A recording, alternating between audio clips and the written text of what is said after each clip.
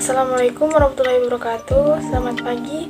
Perkenalkan, nama saya Ayu Trisnawati dengan NIM 3121100082. Saya dari Prodi Pendidikan Bahasa dan Sastra Indonesia semester 2. Baiklah, di sini saya akan menampilkan sebuah video yang berjudul 62,9% masyarakat takut untuk mengeluarkan pendapat.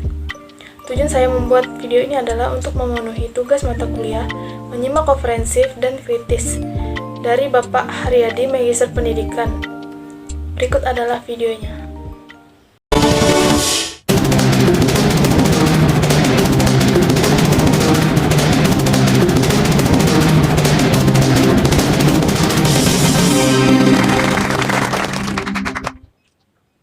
Pemirsa, kita bertemu kembali di Indonesia Wales Club. Malam ini tema kita 64,9% rakyat takut bicara. Ada apa? Berapa hari lalu atau tepatnya tanggal 5 yang lalu, lembaga survei indikator yang selama ini kita kenal bahwa mereka lebih condong untuk memberitakan yang positif tentang pemerintah. Tapi kali ini bikin kaget. Hasil penelitian dia kali ini adalah 64,9% masyarakat takut menyampaikan pendapatnya. Ada sekitar 21% masyarakat tidak setuju dengan pendapat bahwa masyarakat semakin takut. Sedangkan 15,7% menyatakan tidak tahu atau tidak mau menjawab. Dan ini menariknya, karena baru Januari yang lalu indikator mengeluarkan hasil survei bahwa ketidakpuasan terhadap kinerja Jokowi hanya sebesar 27%. Dan masyarakat yang puas dengan kinerja Presiden Joko Widodo 70,9%. Ini agak bertolak belakang. Karena itu kita mengundang peneliti indikator. Sebetulnya direkturnya yang kami undang awalnya Nur Harudin tadi. Tapi karena belakang beliau menugaskan penelitinya Kennedy Muslim. Ini namanya juga menarik, Kennedy Muslim. Dulu Kennedy itu Katolik. Bu Kennedy, apa alasannya mengatakan rakyat takut berbicara? Apa? Dan apa? Ada apa? Bukan, jadi survei ini kita lakukan yakni dari 11 sampai 21 Februari yang lalu. Jadi ini sebelum nama isu soal 3 periode dan minyak goreng. Dan salah satu pertanyaan yang kita tanyakan kepada responden yakni soal apakah mereka setuju atau tidak setuju dengan pernyataan bahwa saat ini masyarakat semakin takut untuk mengeluarkan pendapat. Dan hasilnya sangat menarik, kita temukan bahwa 62,9% responden menyatakan setuju dan sangat setuju bahwa masyarakat saat ini semakin takut dalam mengeluarkan pendapat. Dan ada 3 variabel di sini yang kita teliti ketika analisis dan direkam lebih jauh, itu menjelaskan terkait dengan latar belakang sosiodemografi dari akses media. Jadi dari sisi usia kita temukan hal yang menarik gitu. Jadi ada pembelahan antara yang berusia di bawah 40 tahun dan juga berusia di atas 40 tahun gitu. Yang berusia di bawah 40 tahun yakni generasi yang lahir dan besar di era demokrasi ya, sesudah masa post authoritarian Orde Baru, itu cenderung lebih setuju dan terhadap pendapat bahwa masyarakat semakin takut gitu. Jadi responden yang berusia di bawah 40 tahun ini lebih tinggi angkanya yang menyatakan bahwa masyarakat semakin takut mengeluarkan pendapat. Sedangkan generasi tua yang mungkin tumbuh besar di sebagian besar hidupnya di era authoritarian Orde Baru justru lebih kecil angkanya yang menyatakan bahwa setuju bahwa masyarakat semakin takut mengeluarkan pendapat. Ini hal yang menarik gitu. Kedua, tentu basis partisannya. Kita temukan bahwa basis pendukung Pak Prabowo dan Sandiaga Uno juga ada gap 10% gitu dari mereka yang menyatakan setuju bahwa masyarakat semakin takut gitu, mengeluarkan pendapat. Masih di angka 65%, sedangkan di basis pendukung Jokowi pun masih menarik 55% gitu. Ketiga, akses terhadap sosial media gitu. Ini kita menemukan bahwa mereka yang lebih sering mengikuti berita sosial politik baik itu melalui sosial media maupun melalui televisi menyatakan bahwa masyarakat cenderung semakin takut dalam menyatakan pendapat. Itu hasil survei yang kita temukan di bulan Februari kemarin. Dan juga yang menarik, kita temukan bahwa komitmen terhadap demokrasi sebagai sistem pemerintahan ini yang tertinggi dalam rentang waktu semenjak dari tahun 2012 kita menangkap tren ketika kita menanyakan ke publik bahwa apakah ada setuju bahwa demokrasi merupakan sistem pemerintahan meskipun tidak sempurna, dan itu saat ini di angka 77% ini yang tertinggi selama 2 tahun terakhir. Jadi ini fenomena yang terekam di survei kita yang terakhir. Itu betul nggak ada Takut dalam mengeluarkan. Iya maksudnya karena itu semakin takut. Bunyi pertanyaannya apa? Bunyi pertanyaan persisnya. Ada yang berpendapat bahwa saat ini masyarakat semakin takut untuk menyatakan pendapatnya. Apakah Jadi memang udah cukup gitu. Artinya dari awal Anda asumsikan masyarakat ini udah takut dengan pendapat. Nah itu asumsi yang salah. Baiklah, di sini saya akan menanggapi apa yang dikatakan oleh Bapak Rocky Gerung. Beliau menanyakan kepada Bapak Kennedy Muslim sebagai penelitian indikator Indonesia. Dan Bapak Kennedy mengatakan ada yang berpendapat bahwa saat ini masyarakat semakin takut untuk mengutarakan pendapatnya. Dan Bapak Rocky Gerung pun menjawab, dari awal Anda mengasumsikan masyarakat ini takut berpendapat. Ia menjawab itu adalah asumsi yang salah. Baik, di sini saya akan menanggapi apa yang dikatakan oleh Bapak Rocky Gerung. Saya setuju dengan perkataan beliau. Pada dasarnya, setiap warga negara itu berhak untuk menyampaikan pendapat, entah itu pikiran, dengan lisan, atau tulisan, dan sebagainya, secara bebas, dan bertanggung jawab sesuai dengan kebutuhan perundang-undangan yang berlaku. Berikut video selanjutnya. Ya, tapi yang menarik juga di sini bahwa yang tidak takut itu dibilang orang Minang, orang Bugis, kelompok non-Muslim, wilayah Bali, Nusa, Sulawesi, dan Papua, serta basis Nasdem dan partai lainnya. Itu mekanisme ya? untuk Minang dan Bugis itu harus ada catatan sendiri Pak Kami gitu. Itu karena TTG atau tidak jawabnya sangat tinggi di dua responden dengan latar belakang suku tersebut. Jadi itu memang mereka terlihat paling rendah dari semua basis suku. Namun yang kita tahu tidak jawabnya mencapai 44% gitu, di dua suku tersebut. Tidak jawab, berarti tidak takut dong. Ya itu tergantung interpretasi kita. Jadi Minang itu bukan berarti lebih berani dari yang lain. Takut juga karena dia tidak jawab. Tapi kalau untuk basis partai itu hampir rata dengan yang tadi yang nilainya di bawah 50%. Ya, opsinya itu cuma takut dan tidak takut. Atau ada yang lain lagi. Karena kalau yang bilang tadi artinya kan tidak bisa dikategorikan masuk dalam tidak takut kalau tidak menjawab. Ya itu tidak, yang mereka yang tidak jawab atau menyembunyikan jawaban mereka sangat tinggi. Dikonotasikan takut. Tidak takut. Ya kita tidak konotasikan dia takut. Bagaimana sih? Pertanyaannya kan semakin takut atau yang semakin takut harus setuju, sangat setuju, tidak setuju, sangat tidak setuju. Cara bacanya adalah yang setuju bahwa masyarakat semakin takut, ya, dan sangat setuju masyarakat itu 62,9%. Kalau orang 62,9 karena dari itu 100% orang 49 lebih. Oke. Jadi lebih daripada teman saya, ini menarik loh. Yang ditanya juga belum nih. Coba ya, kalau ditanya nih. Atau boleh bilang ada semakin. Pertanyaan persisnya seperti ini. Ada yang berpendapat bahwa saat ini masyarakat semakin takut untuk menyuarakan pendapatnya. Apakah Anda sangat setuju? Setuju? Kurang setuju atau tidak setuju? Belum tentu masuk Anda sebetulnya gitu. Ya kan? Betul kan? Anda cuma menyatakan sangat setuju atau setuju atau tidak setuju. Ini berpendapat pandangan itu. Belum tentu masuk Anda. Persepsi, ya. Persepsi. Oke, persepsi. Tidak menjawab dulu. Oleh tidak berpendapat tapi masih gimana? Tidak berpendapat, ya dia menyembunyikan jawabannya itu bisa diinterpretasikan dia juga takut mengungkapkan jawaban aslinya. Ya seperti itu. Jadi lebih Karena banyak posisinya indikator sebenarnya menganggap masyarakat ini takut berpendapat kalau ditanyakan. Kan begitu kan? Ini Premisnya yang ya itu premisnya. atau dibalik premisnya, sejak kapan masyarakat itu takut? Lalu sekarang semakin takut. Boleh kan? Akhirnya saya segitu. Tapi dasarnya indikator sudah tiba pada postulat bahwa orang takut berpendapat. Pada awalnya pada takut. Ya. Ya tapi kenapa sampai ada postulat atau asumsi semacam itu? Padahal kalau kita lihat ya, media sosial itu semakin menjadi gencar sekali. Ini bahkan sebelumnya indikator bikin survei bahwa pendukung Jokowi banyak. Ya, Begitu kan? ya. Terus sekarang dia disuruh itu. Sebetulnya orang takut. Itu yang saya persoalkan itu. Ya saya tadi awalnya juga persoalan itu Iya, berapa kontradiksi. karena data yang kita temukan bahwa di kalangan pendukung Jokowi itu 55% setuju dengan pendapat tadi. Ya, ya udah. Bukan Data yang kita temukan. Di kalangan pendukung Jokowi bisa. Jadi gini, boleh saya simpulkan apa yang Anda sampaikan tadi, bahwa ketakutan berekspresi untuk menyatakan pendapat di sini, sebenarnya ketakutan itu justru didominasi lebih pada polarisasi secara horizontal parameternya. Kebebasan untuk bicara dalam parameter horizontal, persoalan suku, persoalan agama, persoalan konteks sosial. Memang ada hal yang terkait dengan instrumen negara atau pemerintah. Maksud saya gini, bahwa ketakutan itu tidak bisa kemudian dipersepsikan seolah-olah ada satu hal represif dari kekuasaan untuk membuka orang berbicara. Tetapi ada polarisasi parameter horizontal yang ternyata itu melanggar undang-undang ITE yang bisa dipersoalkan. Misalnya persoalan agama, berapa orang yang bicara soal agama kemudian dia tersangkut masalah pidana, bicara soal masalah kesukuan. Jadi ada dua hal kami. Soal ketakutan tidak bisa kemudian seolah-olah ketakutan ini adalah akibat adanya suatu kepentingan kekuasaan atau pemerintah untuk menekan kebebasan berpendapat. Karena ketakutan tadi dikatakan bahwa di pendukung Jokowi pun persepsi demikian juga ada. Jadi polarisasi lebih apa yang menyangkut kebebasan berpendapat. Ini kalau dilanjutkan itu sih yang mau kita bicarakan. Kalau dilanjutkan sekarang ada orkestrasi mendukung Jokowi semua era itu. Jadi agak kalau dianggap bagian responden yang mewakili Pak Jokowi juga takut berbicara, tapi kok nekat dikit, bukan nekat. Artinya dia memang takut tapi karena didorong oleh Gibran itu. Ini didorong apa? Ya oleh butuhkan oleh jabatan oleh bos macam. Ini palsu kan dia itu. Orang bilang suka lah di daerah. Oh ternyata itu ada mobilisasi. Terus sekarang mestinya hasilnya dia takut. Karena dia ingin mengatakan oke saya mendukung Jokowi di periode. Faktanya dia takut sebetulnya tapi dipaksa. Nah itu yang kita Bukan begitu, Mbak. Siapa masalahnya sekarang? Kepuasannya dia itu antara lain jelas kepuasan terhadap pemerintahan Jokowi. Tiba-tiba di bulan ini ketakutan itu terhadap pemerintahan Jokowi atau tidak? Menurut saya kalau dalam baca data itu memang tidak bisa menggunakan satu aspek soal ketakutan dan kekuasaan Jokowi. Karena bisa ekonomi yang lebih menjadi. tapi mesti interpretasikan. Kalau kata Jokowi takut Putin. Kan gimana coba? Bukan kan?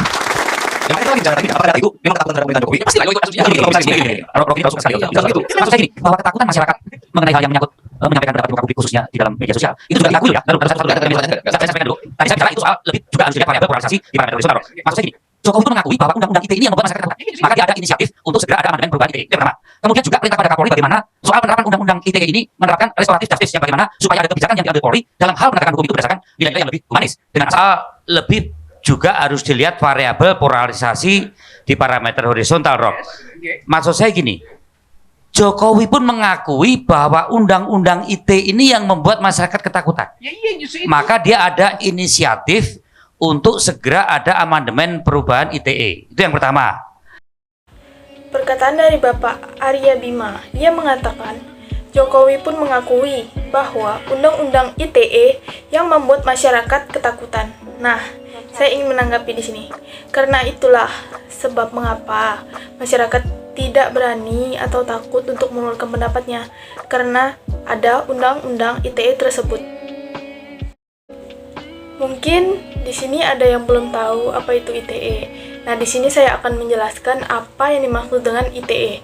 Jadi, UU ITE atau Undang-Undang Informasi dan Transaksi Elektronik adalah undang-undang yang mengatur mengenai informasi elektronik dan juga transaksi elektronik. Video berikutnya. Penerapan undang-undang ITE ini menerapkan restoratif justice yang bagaimana supaya ada kebijakan yang diambil Polri dalam hal penegakan hukum itu berdasarkan nilai-nilai yang lebih humanis dengan asas musyawarah dan pendekatan sifatnya diakui oleh Jokowi bahwa ada sesuatu aturan yang imperatif yang mana itu mengekang ada kebebasan pendapat. Disitulah kemudian tabayun atau menyelesaikan persoalan hal yang menyangkut kebebasan berpendapat di muka umum melalui media sosial itu ada diskresi khusus untuk menyelesaikannya. Maksudnya takut pada siapa dan kenapa? Takut pada apa dan pada siapa? Itu mesti dijawab. nanti menurut saya situ parameter apa yang menyangkut ketakutan itu dilihat dari aspek antara negara, pemerintah dan masyarakat, dan ketakutan parameter apa yang itu merupakan polarisasi antar masyarakat sendiri karena berbagai faktor kebebasan berpendapat yang membawa si A, si B, si C masuk dalam pidana ini yang saya kira perlu Untuk bisa menanyakan seperti tadi, ini survei di BSD ya. Di BSD ya, setiap periode BSD ada biasanya berlaku sekitar 150 sampai 150 dengan teknologi yang lebih. Ya, ini jelas. Ini jelas juga bedanya. Ya, jelas juga. Ya, jadi sekitar 200 juta BSD. Kan kalau sama saja itu ya doi. Ya justru. Dan bahkan Desember 9 Februari terus kalau sampai 2024 nanti kali 200 juta sekali 150 teknologi. Oke, tapi yang adalah responden enggak punya kebebasan untuk tadi pertanyaan dia. Artinya enggak bisa boleh tanya tapi kalau tidak salah dalam survei. Yang kedua, sebetulnya kebebasan di Indonesia lembaga survei juga belum tentu memiliki kebebasan berpendapat. Ada kata dari Simon Carroll pada 20 Maret ya 2014 ya tulisan Michael Butler yang mengatakan bahwa ketika kota naik hasilnya lebih tinggi daripada lain, lembaga survei tidak memungkinkan tidak memungkinkan itu. Jadi kalau kebebasan berpendapat ini jangankan rakyat yang ditanya, lembaga survei belum punya kebebasan berpendapat. Setuju ya? Dan sekarang saya diskusikan, mungkin ada referensi dalam Pak Yonca. Kalau ada yang menunjukkan sesuatu yang katakanlah fakta tapi negatif, Anda harus bikin preambul yang tinggi dulu dan positif. Jadi nanti dia bilang yang ini memang negatif, yang ini juga bagus ya. Jadi bang, ini kalau lihat sebelum saya sebagai bang, jadi yang ini kata bahwa ada kuasaan yang tinggi, tapi kemudian ingin menyatakan bahwa sebetulnya rakyat gitu ya, itu memiliki ketakutan pasti takut untuk menyatakan kebebasan berpendapat. Tapi kita makan dulu ya, tadi saya bicara tentang sekarang di BUMN saja. Jadi apakah warga BUMN, tadi sudah saya tadi ya. Apakah warga BUMN itu punya kebebasan berpendapat? Nah, kan lagi dari BUMN, luas di BUMN. Enggak juga kemarin. Habis bicara gitu, habis diskusi. Bukan kan? Selesai juga di BUMN. Jadi di BUMN juga. Ya, padahal Jokowi. Nah, itu olahraganya 2 bulan lagi. Ya, 10 lagi. Jadi ada menteri musuhnya Jokowi. Sebutin apa dong? Sebutin apa dong? Nah, jadi BUMN ya. Istana. Ketika ada orang lain sebelum boleh. Kalau lagi di Mabes. Ya, betul. Laporan surat yang palsu. Ya, makanya istana kebebasan berpendapat tidak. Kenapa? Ada presiden Jokowi melarang orang berpendapat. Kita ada di situ. Kita ada di situ. Presiden Jokowi sudah melarang orang berpendapat tentang 3 periode. Udah, ini melarang. Boleh dong, boleh dong. Boleh dong. Sayangnya dulu kok di istana itu ada kebebasan berpendapat. Itu istana itu ada apa? Kalau apakah di kampus itu ada larangan kebebasan berpendapat? Bisa diimplementasi. Saya di istana. Di rumah ada kebebasan berpendapat. Saya sana di rumah ada etika. Ya, ini dulu ya, saya contoh. Ada apa? Ketika Makau sudah menutup pintu, ya, Hongkong sudah menutup pintu. Ada apa di sana tuh ya? Yang mengatakan kita manfaatkan posisi di Indonesia. Itu punya insentif buat apa namanya? Maskapai penerbangan, kemudian para pendukung dan lain-lainnya. Maksud saya, apa ada satu di lingkungan sana yang mengatakan itu dengan sangat padan. Baik, Bapak Presiden saya ya. Ini sebetulnya Makau sudah menutup, Hongkong sudah menutup. Rasanya tidak tepat saat ini kita. Nah, itu maksud saya di sana ada kebebasan berpendapat. Kenapa Jokowi kalau di sana ditutup membiarkan? Gitu. Oh iya, mau berikan maskapai dan pendukung berapa. Terus mahasiswa menarik juga. Mahasiswa sekarang sebelum berjalan, dia mengatakan kami tidak menutup tahunnya Jokowi loh. Di zaman SBY dulu tiap minggu mahasiswa turun untuk mengatakan turunkan SBY. Itu sebagai tuntutan ya bahwa itu kau yang tinggi ya, yang kemudian dari kami dengan berbagai cara itu nggak usah media juga menarik. Nanti kalau saya menyinggung soal masih tidak ada sini jadi ya. Ini bukti dari kebebasan berpendapat semakin ikut ya. Saya sudah, kami sudah kita masuk dari wanita media soal Mahkamah Konstitusi menolak permohonan judicial review presidential threshold misalnya untuk menginginkan kebebasan media dalam berpendapat itu. Dia memberikan sukses ini MK menolak 13 sekaligus dan MK menyatakan pelajari dong 13 sebelumnya tanpa ada sama sekali semacam kebebasan untuk menyatakan di seluruh dunia tidak terjadi yang begini. Ya kan? Tidak masuk akal misalnya. Nah, itu kebebasan berpendapat malah kalau dibaca secara persepsi kesannya kan dia mendukung MK untuk menolak siapa saja yang mengajukan. Mereka sukses. Dulu 13 sekarang ada bagi ditolak selebihnya yang menunggu partai kalau mengajukan nanti apa keluar mengajukan gitu dan lain-lain. Jadi ada sampai paling terakhir saya mengatakan sejatinya kebebasan berpendapat itu kita bisa nilai lagi ketika 14 Februari 2024 ketika ada hasil quick count yang field workernya tidak otomatis. Saya soal itu yang sampai quick count itu field workernya kata otomatisnya. Nah, pada saat itulah ada kebebasan berpendapat yang real. Orang sudah mengatakan pada waktu itu presiden ini ibu dan lain-lain. Apakah dia takut atau tidak? Itu semuanya akan terjadi mulai dari 14 Februari 2024 sampai nanti 20 Oktober 2024. Terus kita lihat. Baik. Sudah saya mau kasih dulu apresiasi ke Dedi karena beliau itu menggantikan Burhan yang mengumumkan hasil survei ini. Jadi beliau terasa pada dulu. Pemirsa, sesungguhnya semua ucapan, tulisan dan komen politik itu adalah pertahanan terakhir kaum duafa di dunia ini. George Orwell, kata beliau. Kita lihat sejenak.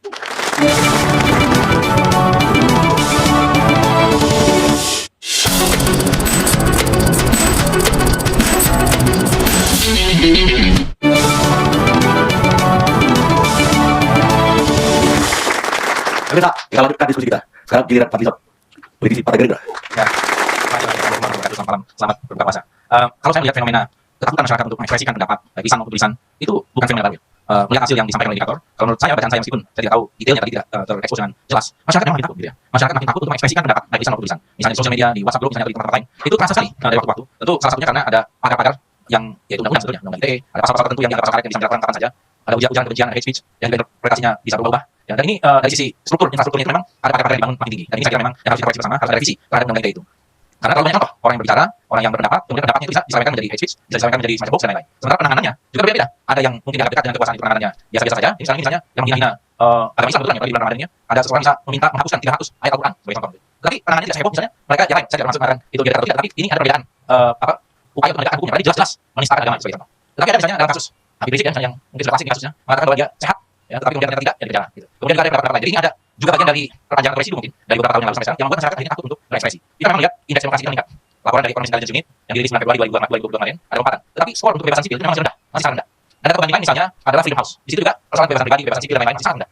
Dalam laporan Economist Intelligence Unit itu, Indonesia demokrasinya di bawah Malaysia dan bahkan di bawah Timor Leste, negara baru ya, yang terpisah dari Indonesia. Timor Leste dianggap lebih demokratis dari Indonesia. Jadi menurut saya harusnya menjadi satu introspeksi dan saya percaya pada hasil laporan dari indikator ini. Masyarakat makin takut, tapi mungkin indikatornya makin takut juga untuk menyampaikan masyarakat makin takut gitu ya. Atau takut untuk menyampaikan hasilnya itu. Menurut saya sangat berbahaya bagi demokrasi kita. Kalau kita ingin melawan demokrasi ya, ini kan sudah dijamin oleh konstitusi meskipun dipagari tadi ya. Bahwa kebebasan berpendapat, baik lisan maupun tulisan, kebebasan berserikat berkumpul dijamin oleh konstitusi dan kemudian diatur oleh undang-undang. Menurut saya ini harus dikembalikan lah. Demokrasi kita ini menjadi demokrasi yang lebih terbuka, yang lebih relatif, yang tidak dijadikan sekedar prosedur, apalagi kemudian menjadi alat politik gitu untuk membungkam. Itu yang menurut saya, membungkam pendapat-pendapat yang kritis, yang berbeda atau yang misalnya dianggap merongrong kekuasaan ya. Padahal pendapat itu misalnya soal minyak goreng, saya kira pendapat masyarakat dalam persoalan minyak goreng itu bukan saja mayoritas, saya kira memang masyarakat merasakan sendiri, bukan hanya pendapat realitas minyak goreng langka dan kemudian ada pasti ada kritik. Soal perpanjangan masa jabatan presiden itu krusial karena menyangkut konstitusi. Ini kan juga akan melibatkan sekarang reaksi mahasiswa dan lain-lain, kelompok lain untuk menolak ini. Karena saya kira itu kepercayaan kita pada demokrasi. Jadi sebenarnya sangat sejalan dengan hasil tadi 77% kalau tidak salah. 77% yang menganggap demokrasi itu baik gitu ya, atau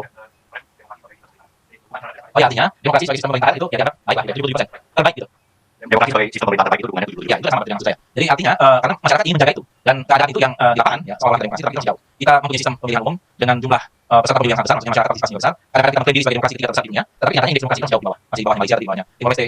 Kemudian juga yang menurut Freedom House, jadi seharusnya indikator tidak hanya melayangkan kuesioner, tetapi juga berani mengambil kesimpulan dari hasil itu gitu ya, sebagai sebuah sikap gitu ya. Karena kalau sebagai tukang kumpul data saja menurut saya itu akan menimbulkan ya seperti sekarang tadi kita diskusinya kurang nyambung, ragu-ragu kita, ragu-ragu apa hasilnya. Tapi kalau berani mengambil positioning dari hasil data itu akan lebih menarik dan membuat diskusi kita lebih riang gitu. Tapi saya yakin bahwa maksud dari hasil itu adalah sebenarnya masyarakat memang makin takut dan ini harus kita koreksi. Ada undang-undang yang harus kita koreksi karena pasal karet, tapi juga budaya demokrasi kita menurut saya harus kita hidupkan kembali. Kalau kita memang ingin bangsa kita ini bangkit ya untuk berani menyatakan sikap pendapat dan kemudian tidak mengalami self censorship, termasuk juga media sebagai pilar demokrasi mengalami self censorship, hanya memberitakan apa yang relatif baik saja. Tapi yang kritis itu tidak. Ini yang saya kira untuk menyamakan pendapat saya frekuensi terhadap masalah ini. Tanya-tanya, itu dari tadi undang-undang ITE yang harus diganti, karena itu salah satu penyebab orang takut mengeluarkan pendapat.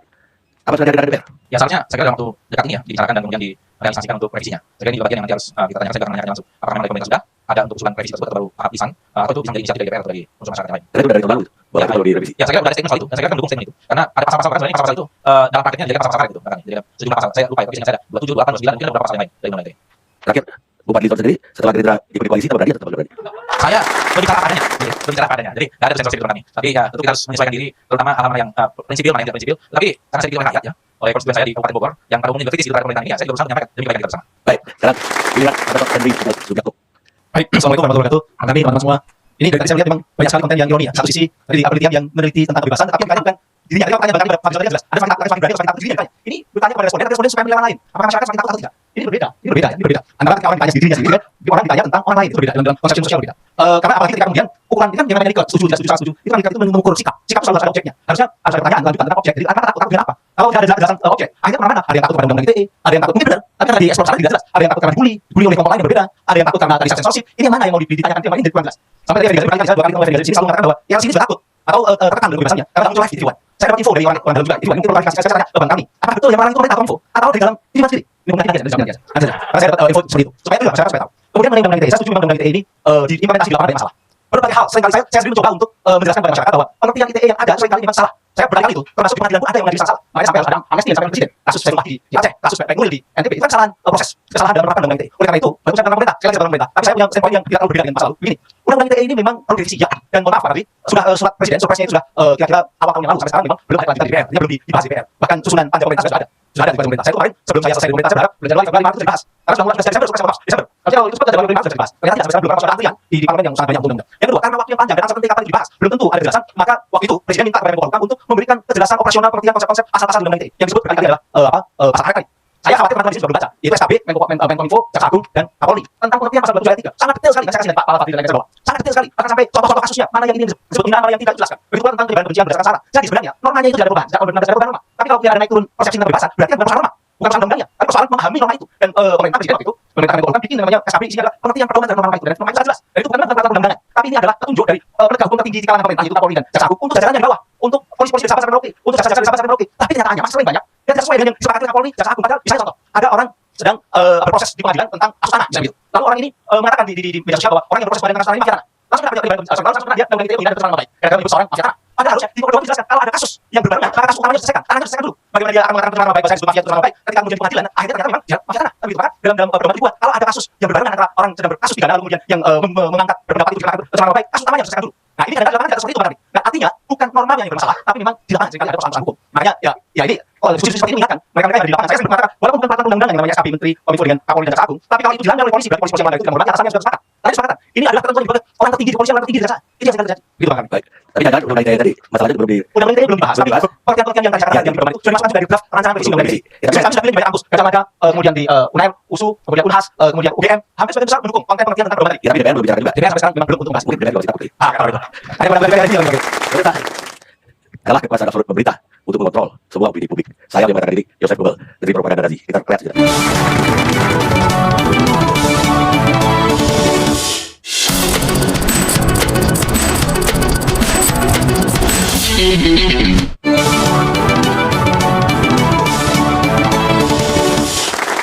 Kita lanjutkan diskusi kita. Sekarang giliran Teddy Kusnaidi, pengamat kebijakan publik. Ya, terima kasih Pak Lani. Ya. Jadi kalau bicara mengenai kebebasan berpendapat, kalau saya ditanya oleh Star ya, indikator, maka saya akan menjawab bahwa saya tidak takut. Karena menurut saya kebebasan berbicara itu bukan memfitnah. Nah, yang terjadi masalah ini adalah kenapa orang takut kalau saya tidak seperti itu, yang tidak menjelaskan detailnya. Artinya orang memang takut untuk berbicara karena mereka menganggap kebebasan berbicara itu seperti memfitnah dan makin. Ya, ini sudah dicontohkan oleh para tokoh. Ya, Di mana sekarang kalau kita baca media itu banyak sekali bahwa ada sini bicaranya menyerang ini, memfitnah dan segala macam. Tapi faktanya, ya mereka yang memfitnah dan segala macam itu, kalau kita ambil persentasenya yang dipidana akhirnya itu sangat kecil. Dan itu memang tidak ada hubungannya dengan pemerintah. Ya, selalu saya pernah mendengar kalau itu, misalnya soal Indonesia, itu di mana di framing bahwa seolah pemerintah anti kebebasan berbicara. Padahal dia bermasalah dengan ID waktu itu. Termasuk yang sekarang juga seperti Ferdinand ya, itu tidak ada masalah dengan pemerintah. Makanya saya bilang masyarakat itu takut karena melihat contoh begini loh sebenarnya kebebasan berpendapat seperti itu. Makanya mereka mencontohkan Rocky Gerung misalnya dan teman-teman yang memang kalau berbicara dan rakyat, masyarakat itu akan melihat bahwa ini kebebasan berbicara. Nah, kalau kita mau tes lebih dalam lagi, saya bilang kita lihat di sekeliling kita.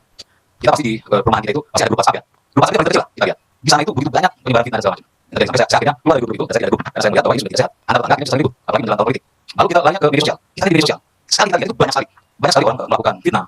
Saya ini setiap hari itu dikirimi di WhatsApp saya itu si Anu menghina pemerintah, si ini menghina pemerintah, si ini menghina agama. Tapi kalau kita lihat segitu banyak setiap hari saya dapat dan teman-teman yang lain mungkin dapat, itu tidak ada yang akhirnya diproses, dipidana.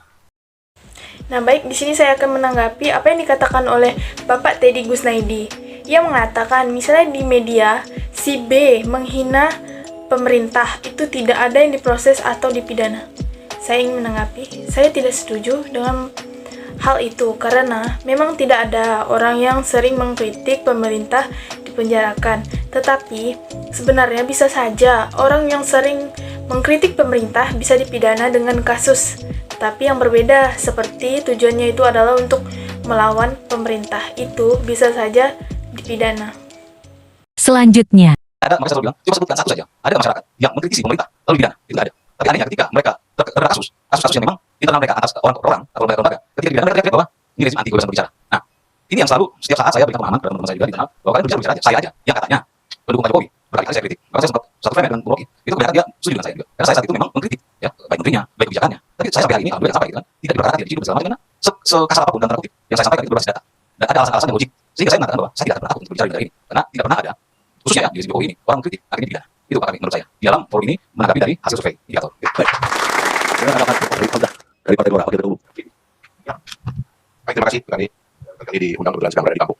Assalamualaikum warahmatullahi wabarakatuh. Saya kemarin di pas di Jakarta jadi topiknya pun saya anggap menarik.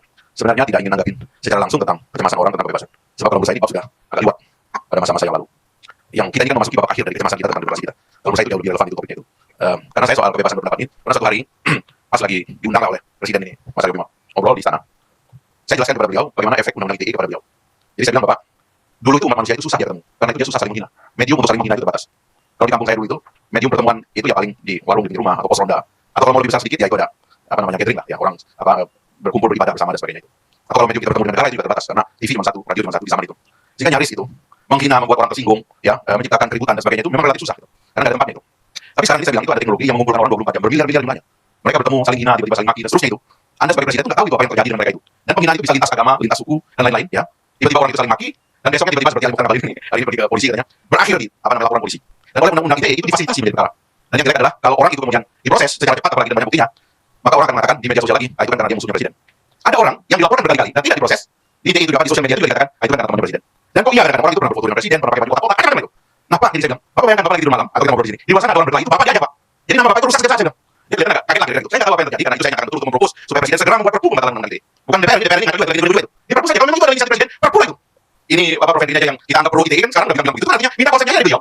Hari ini konsepnya sampai istana, baca oleh hukumnya Senat semalam dia bilang oke kita kan besok keluar perpu selesai. Jangan nego sama penegak hukum. Karena penegak hukum ini juga senang kalau banyak kasus yang bisa dipesan dan dia itu kemudian menjadi apa namanya ada seperti sibuk situ. Ya.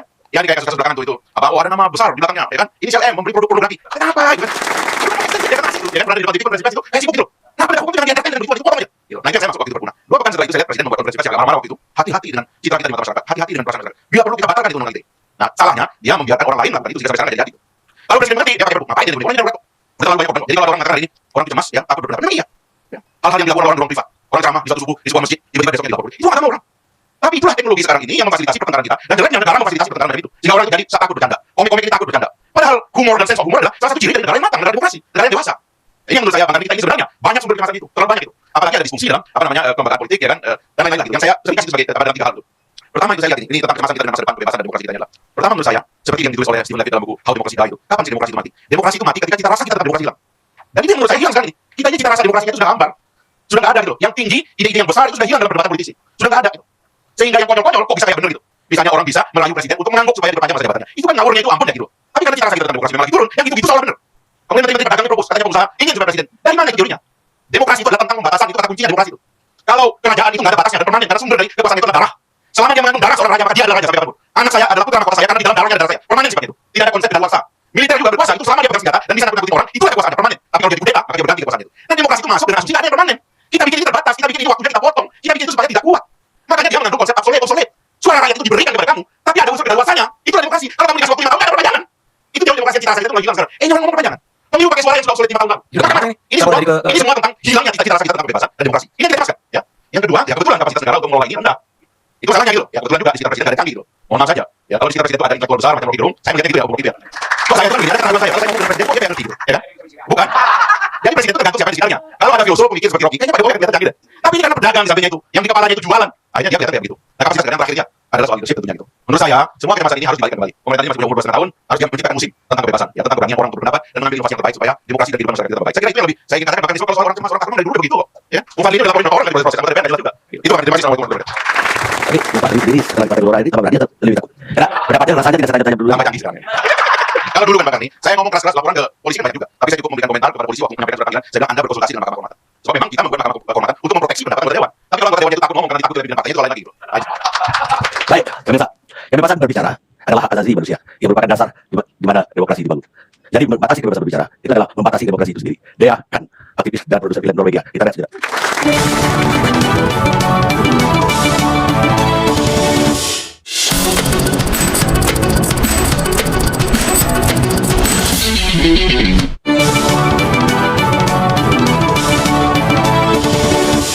Pemirsa, kita sampai di akhir acara. Sekarang giliran apa tadi? Filosof atau filosof? Giliran filosof Rocky Gerung.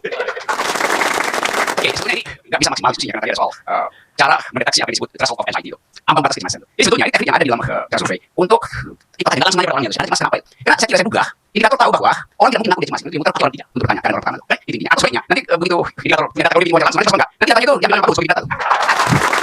Jadi dia bukan teknik yang bagus sebetulnya di dalam teori intelijen mending pakai orang ketiga untuk mengetahui indikator orang pertama itu. Kan itu teknik metodologi ethics gitu. Tapi saya bisa ambil konsekuensinya itu. Kalau ternyata 60% setengah lebih orang cemas terhadap tidak berani mengucapkan pikiran itu. Itu apa konsekuensi bagi demokrasi yang diterangkan oleh Fahri? Atau dia jadi pasif dan overpartisipasi? Karena dia terham secara mental. Ya udah, saya ngomong deh, rugi bagi demokrasi itu. Itu artinya oposisi tidak mungkin mengucapkan sesuatu yang justru sebagai balancing untuk assessment oposisi. Kan dirugikan pemerintah karena nggak ada soal jujur orang pasif aja. Atau sebaliknya orang nekat. Kalau saya bilang misalnya Pak Kari takut pada istri, itu artinya ada sesuatu kesalahan berkata. Ini misalnya ya. Ya itu. Kalau saya bilang saya takut pada Ibu Mega, bukan saya takut karena saya hormat pada Ibu Mega. Lain posisinya itu. Takut pada Tuhan, saya submisif, saya merendahkan diri pada Tuhan. Tapi kalau takut pada presiden apa alasannya? Satu alasan adalah beliau benis, beliau tega. Siapa sama presiden siapa? Dalam kita dalam konteks ini kita bicara. Ya dalam data itu. Ya kalau orang sesuatu yang diucapkan presiden kalau takut pada presiden Putin misalnya. Apa sih makanya? Kalau kita takut presiden Jokowi. Memang saya haruskan. Sebutkan saja. Oke. Itu Anda saya masuk di dalam konsekuensi. Anda tidak punya kemampuan untuk mengedit bahasa ketika Anda dalam kekuasaan. Saya memperlihatkan bagaimana sense ini memang betul yang dideteksi oleh. Maka saya takut mengucapkan kekuasaan. Oke, berarti jelas ya. Rocky Gerung takut mengucapkan itu. Bukan takut, karena saya bilang kenapa saya takut pada kekuasaan. Oke, jelas. Oke. Kalau saya takut pada kekuasaan, itu artinya kekuasaan itu otoriter. Semua orang takut pada sesuatu, tapi pada threshold kita berubah menjadi perlawanan.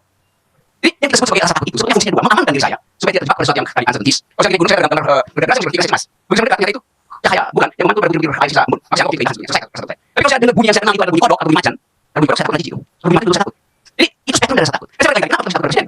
Mahasiswa awalnya takut sekarang dia ubah rasa takut ini dari perlawanan. Tanggal 11 nanti kita uji orang yang takut justru orang yang mampu melawan. Karena thresholdnya lewat. Jadi sekali lagi yang saya jawab terakhir. Saya takut pada presiden karena tadi kata Fahri ini bagus. Kalau saya lihat obat itu dan juga luar saya minum dari racun. Saya takut pada presiden dan juga luar. Terima kasih.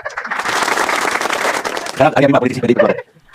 Terima kasih Pak Karni. Saya melihat yang lebih optimistik lah ya. Tidak perlu skeptis, tidak perlu defensif dalam kita membangun demokrasi secara bersama-sama ini. Ya. Kebebasan satu yang perlu. Ya. Yang menyampaikan pendapat adalah satu yang penting ya, di dalam kita merawat demokrasi yang sampai hari ini kita juga masih mencari formulasi demokrasi yang seperti apa, yang paling pas, yang paling tepat dalam proses kita berbangsa dan bernegara. Ya. Kita tidak perlu seolah-olah terlalu mendramatisasi bahwa sekarang ini kebebasan menyampaikan pendapat itu sesuatu yang dibatasi pada represif. Boleh tadi Pak mengatakan seolah-olah saat ini demokrasi kita yang di dalamnya adalah kebebasan menyampaikan pendapat itu menjadi negara yang indeks demokrasinya rendah. Faktanya karena ini kita bicara fakta data dari apa yang tertulis dari RSF Report Without Borders itu menyebutkan bahwa kita di posisi 113 atau naik dari peringkat 119. Indeks demokrasi kita itu di atas misalnya negara Malaysia. Malaysia itu di bawah kita. Kita 113, Malaysia 119. Thailand di bawah kita. Dia 137. Ya. Kita 113. Filipina di bawah kita 198. Singapura itu 160 dan Vietnam 175. Maksud saya begini, kita harus berbangga dari generasi kita ini setelah reformasi 98 sampai pemerintahan Pak Jokowi saat ini. Demokrasi kita kalau saya katakan bagus nanti Pak Bison sama Pak Fahri dan Rocky itu nggak setuju ya. Kita tidak terlalu jelek atau tidak jelek. Ya. Maksud saya bahwa kita tidak terlalu harus menghakimi hal yang terlalu berlebihan. Ya. Kita pernah kok mengalami situasi tsunami bagaimana banjir bandang kebebasan berpendapat lewat media sosial yang kita tidak bisa katakan juga. Mana hoax, mana kritis, mana intrik, mana caci makian itu pernah terjadi. Dan undang-undang ITE itu akibat dari sesuatu yang ingin kita konsolidasikan di dalam proses kita berdemokrasi.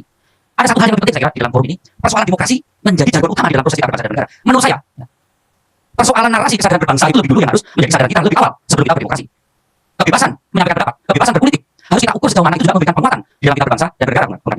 Kalau kebebasan itu memperlemah kebersamaan kita, memperlemah kesadaran kita dalam hidup kebangsaan kita dan memperlemah dalam kita bernegara, itu harus ada corrective action. Apakah ini kebablasan atau ini menjadi sesuatu yang tidak terkendali sehingga kesadaran kita saling kasih maki, persoalan agama kayak persoalan kesukuan kayak ini menjadi sangat sensitif karena fondasi berdemokrasi menurut saya adalah aspek kebangsaan sendiri. Kita bisa berkaca dari Amerika, kita berkaca dari negara Eropa, kita bisa berkaca dari negara-negara yang mengembangkan sistem demokrasi. Tentu fondasi awalnya adalah kesadaran berbangsa dan bernegara. Bagaimana? Ini sedang lebih dulu. Sosial nasionalisme lebih awal dibangun daripada sosial demokrasi dalam konsepsi Pancasila kita.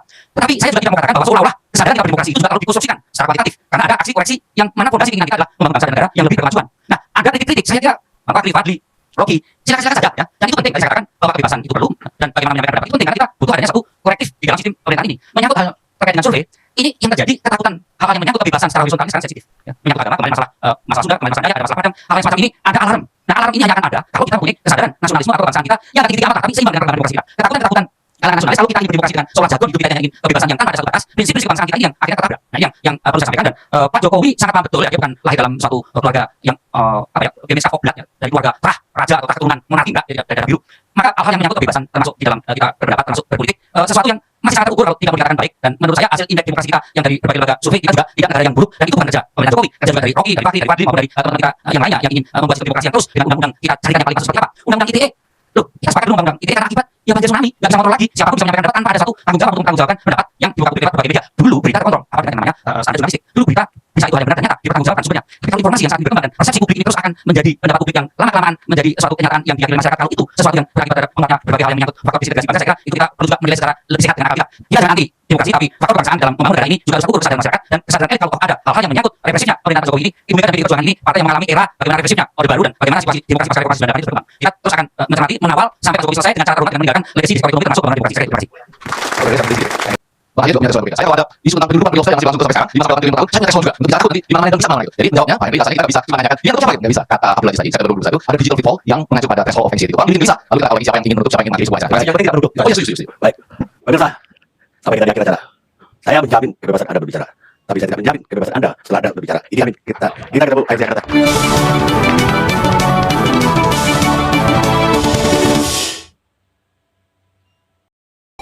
Baik, di sini saya akan memberikan pendapat dari video yang saya tonton sebelumnya. Pemerintah itu bukan hanya butuh dikritik, tapi memang harus dikritik. Pemerintah juga jangan merasa butuh dikritik, tapi di saat yang sama rakyat emang kritik pemerintah dengan pedas dan keras. Banyak kasus-kasus yang ditangkap. Nah, oleh karena itu, banyak yang menyebabkan masyarakat itu takut untuk mengeluarkan pendapat mereka. Dan sebelum mengeluarkan pendapat, sebaiknya kita juga perlu berpikir kritis terlebih dahulu sebelum memberikan pendapat kepada orang lain. Baik, mungkin itu saja yang dapat saya sampaikan. Kurang dan lebihnya saya mohon maaf. Saya ucapkan terima kasih.